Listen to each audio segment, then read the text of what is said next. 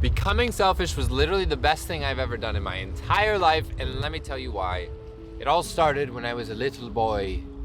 By that I mean, my parents divorced when I was like 3, and my mom, I love you if you're watching, showed me a lot of signs of what it looked like to be a people pleaser, and not to blame her, but that was my story then. I was such a people pleaser for my whole life.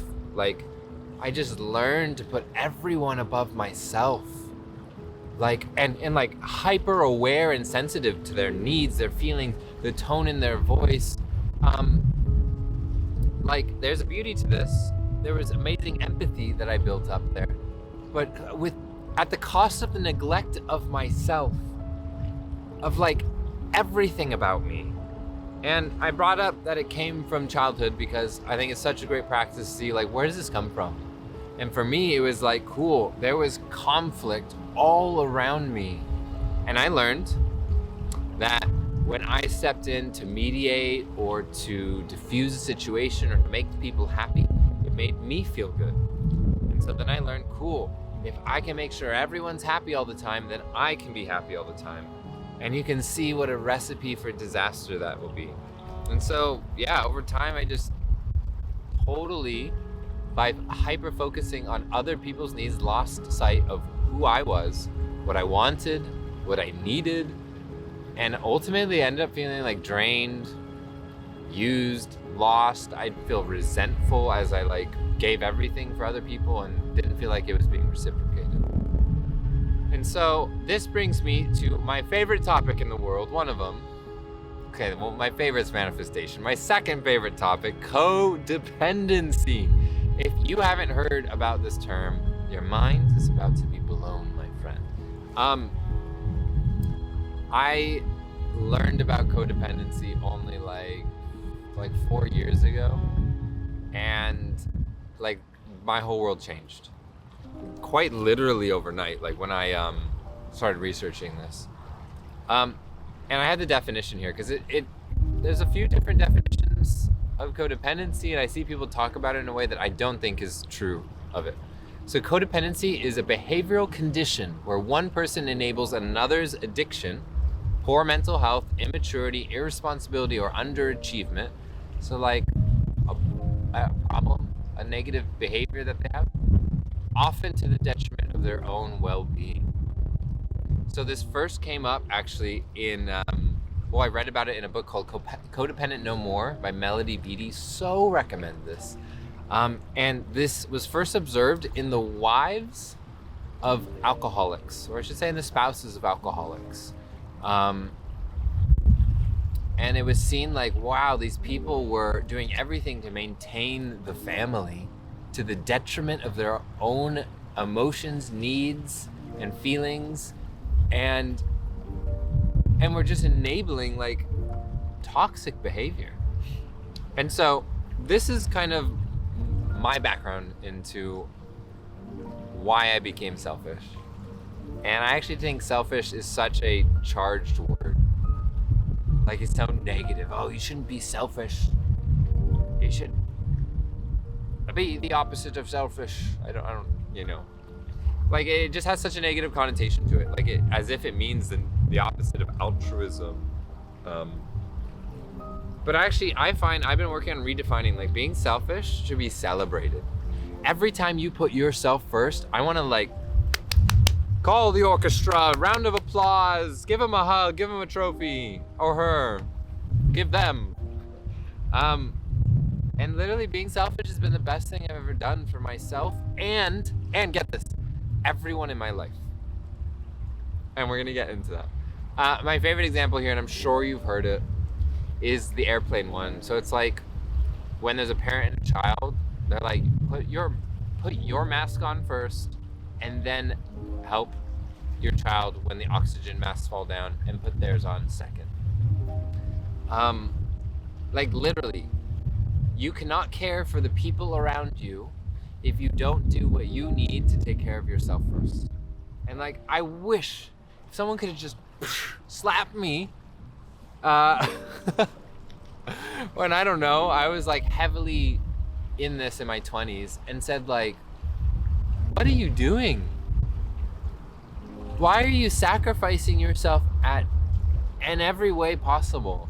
I actually remember, wow, this just came up. I remember I had a birthday party on the beach, and it was this beautiful bonfire, and we were burning all of our school papers. So I guess this was for like high school graduation, and I remember feeling like all the papers were flying everywhere, and I was like, yeah, I must clean this up. I have to do it. It's a mess.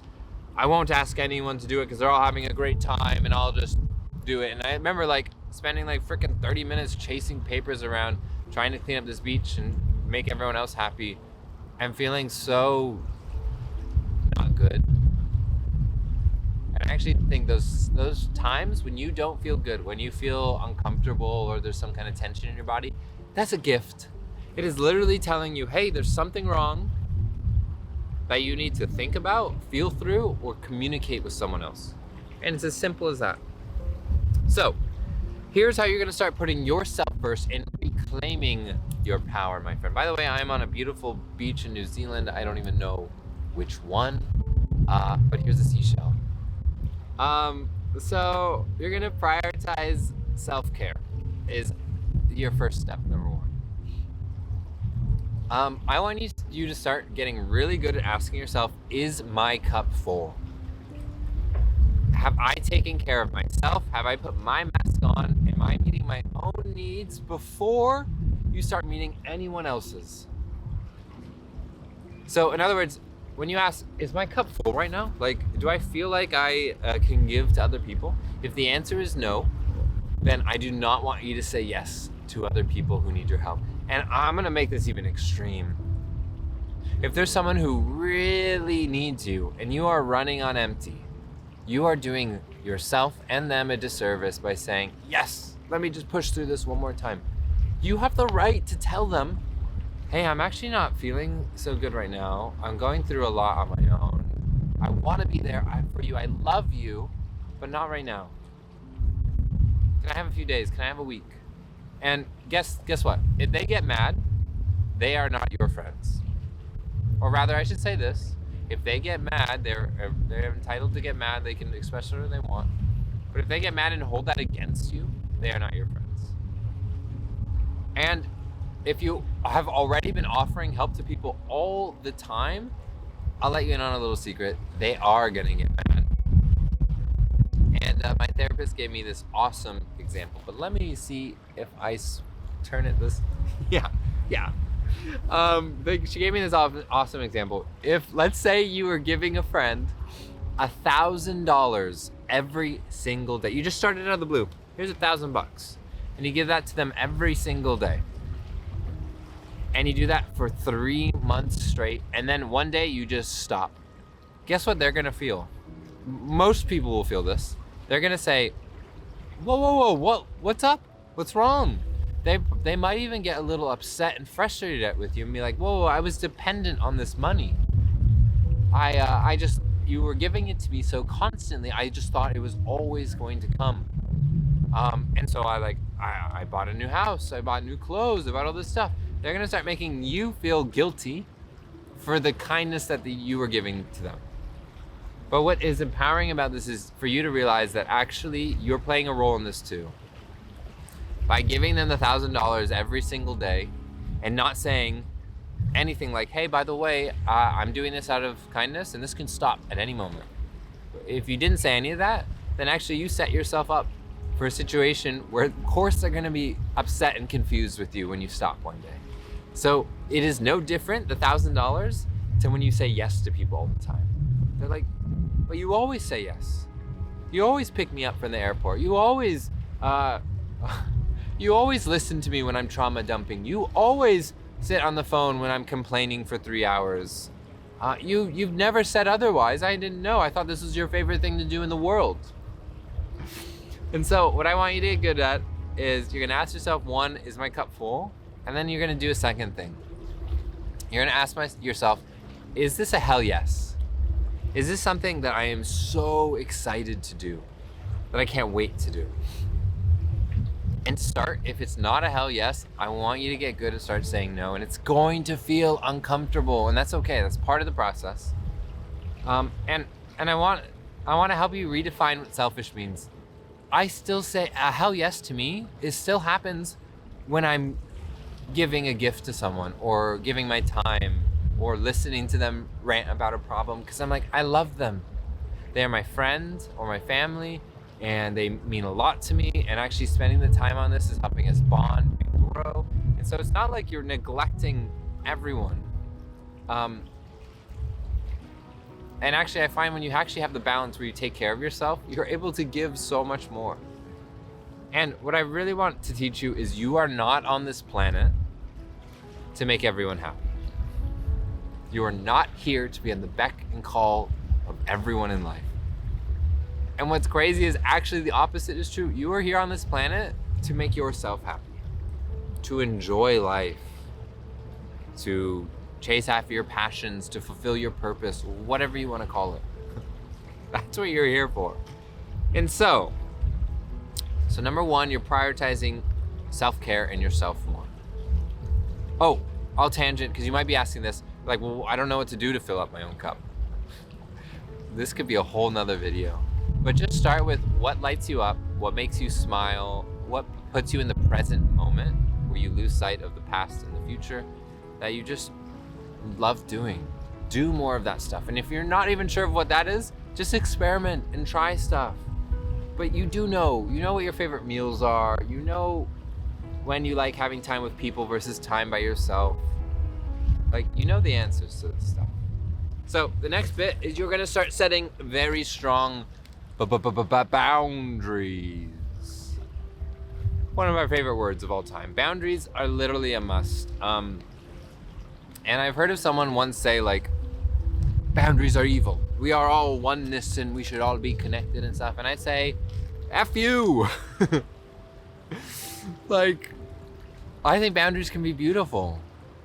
I think that actually the division between yourself and other people is what creates that dynamic flow of life. And yes, I actually do believe in oneness. I do believe that deep down we are all the same and all interconnected with all of living beings. But I think we can have boundaries too. So, examples of when you should set boundaries. Number one, when someone is constantly trauma dumping. If you haven't heard of this term, it is literally when, like, nowhere out of the blue, someone starts, like, complaining to you about something. And then it, like, weaves into, like, traumatic stuff that's happening to them and that they're facing. And what I want to paint is two situations. This is beautiful and great when and they don't need to say this every time with perfection, but if they can say, like, hey, I've got some really big, heavy thing I'm working through. I'd love your advice. I'd love just for you to listen. That's great. But when someone with no, like, setup is just constantly sharing all of their problems with you, I'll tell you what they're doing. And I get this, if they're not in therapy, I wish I could say this. I wish I could say this to them. Literally what you're doing is you have just conscripted a free therapist out of your friend, someone that you care about. You are literally saying, hey, I want to share all my biggest problems, issues, stresses, and not only have you listen, probably have you problem solve some of this, and I want you to do it all for free. Some people train their whole lives to do this. So yeah, start noticing when people are trauma dumping on you. Number two, when someone regularly interrupts your work with non-urgent stuff. So if they're just constantly like, can you help me with this? Or I need your thought on this or this and that. Like, they're not respecting your space. Your work is important. Your work either fuels your finances and gives you stability in life, or it it fuels your passion, your purpose in life. And yeah, so be aware of when people are just crossing your boundaries at work. And the third one is when someone frequently asks for favors but never reciprocates them. And I want to say this very directly, that's not a friend. Maybe they were a friend once, but if they are constantly taking from you and not giving, I don't know what that is. Parasite? I sound so harsh in this video today, but I'm saying it as it is. So what I want you to understand on boundaries is you're not here to make everyone happy. You are not here to save everyone. You're not here to correct everyone's problems and mistakes and help them like understand all that stuff. And literally, like, you're not here to be available to everyone all the time. And actually all of this just blocks your own growth and your ability to make time for your own healing and happiness. And again, it's not like you're gonna cut everyone off and you have to be like, oh no, everyone's gonna hate me. I'm gonna say no to everything all the time. Like, no, you need a period where you take care of yourself, where you refill your cup, where you start to feel good again. And I promise you're gonna wanna give more and make time, and it's gonna feel easier. Next, I want you to stop trying to change others. Literally, not everyone wants to or is ready to change. And it's not your role on this planet to try to change them. And in fact, when you can realize that only they themselves can change themselves, like, you get this new unlocked power. And my favorite concept here is called the let them theory. This comes from Mel Robbins, and she said, like, wow, I realized I was spending so much time stressing out about what other people were doing, saying, thinking. I'd give advice to people and they would start to make a problem. They would like not take it, and I would start to be like, oh, I need them to listen to this. And I love the way she said it. She's like, and then I realized I was spending so much time and energy on this that what if I just let them? Your best friend is getting back with their toxic ex even after you've told them not to. Let them. Your child you feel like is gonna make a mistake when you feel like you have the wisdom to see otherwise. Let them. Does someone not invite you to something that you wanted to go out to? Let them. Does someone want to break up with you? Let them. Stop forcing people to do things that they don't want to do. And by actually letting them, you create this space for you to actually attract what's meant for you. So instead, lead by example for the people that you do love and wish they would change for. And then focus on yourself, not other people. And next, I want to talk about letting go of friends. This is one that I literally, like, I don't hear people talk about it. It took me so long to realize that I'm not meant to be friends with everyone on the planet. As much as I love connecting with people, everyone's not meant for me. And now I've decided to only be friends with people who love and support me in the way that fits right for me and the way that I share with others. And then my next step was to let go of the rest or love them from a distance. And when you prioritize yourself, when you do this, like, two things will happen. Or actually, well, let's talk about when you're really working on your healing and self-growth. And let's turn this again a little bit. One is you're gonna outgrow some friends. They're gonna start to feel like, wait, we're not actually into the same stuff anymore, or we don't care about the same things, or we're not going in the same direction anymore. And some friends are gonna be upset at how you've changed, which I find is wild. Like, your friend should love you for who you are at every stage. And yes, maybe some of it's a little surprising and different, but there should always be a sense of compassion. And so one thing that I wish I could have learned earlier was how to say goodbye to friends. And actually the hardest thing I've done in the last year is say goodbye to friends that are actually good friends. And by that I mean, like, they're not bad people. I like them. We actually share some things in common. But I felt like I I just feel like we're different now. Like this is gonna sound harsh to say because people don't say enough, but it's just like I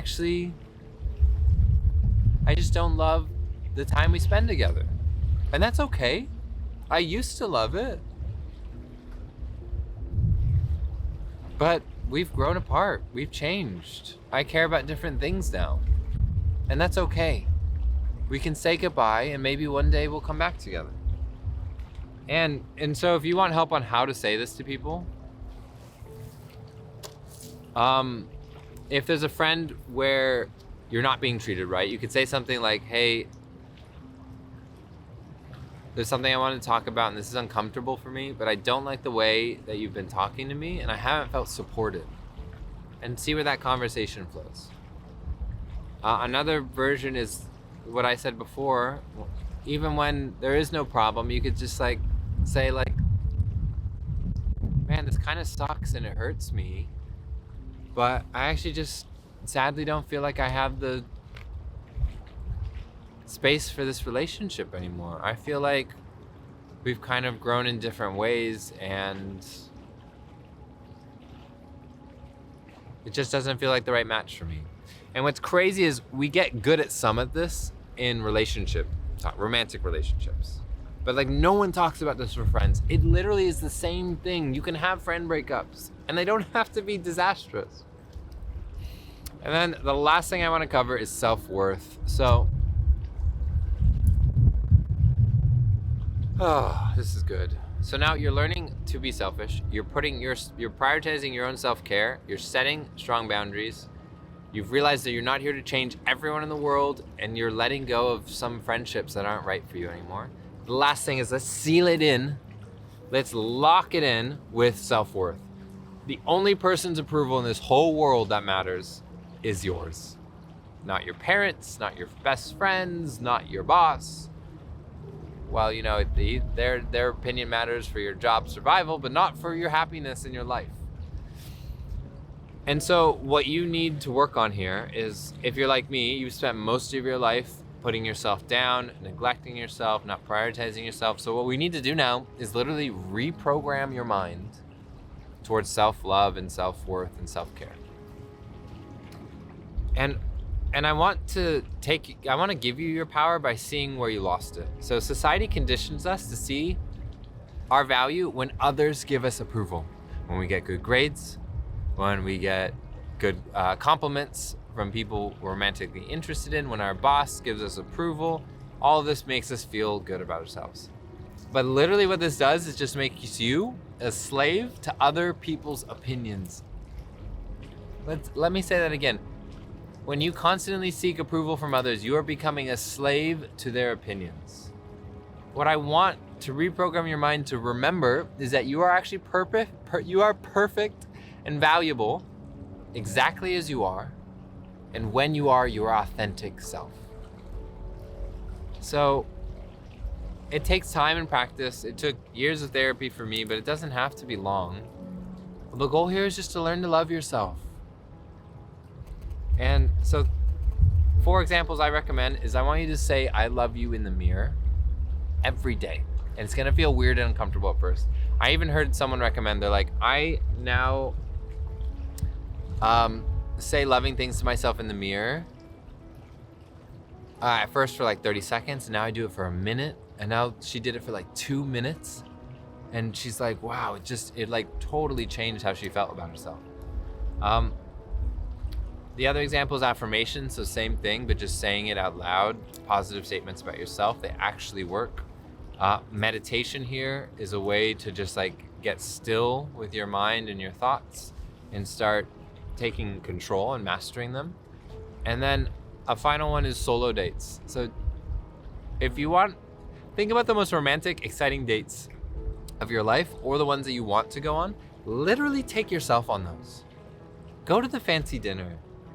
Take yourself on a movie date and sneak in a bar of chocolate. Dark chocolate, of course. Like buy a ticket to the show. Learn to sit with yourself and love your company. And so I want you to know you can totally do this. You can totally take your power back. And one day I promise you're gonna love being selfish. And so, in case no one's told you today, my friend, you are perfect exactly as you are. You are worthy of your wildest dreams, and I love you. And I'll see you in the next one.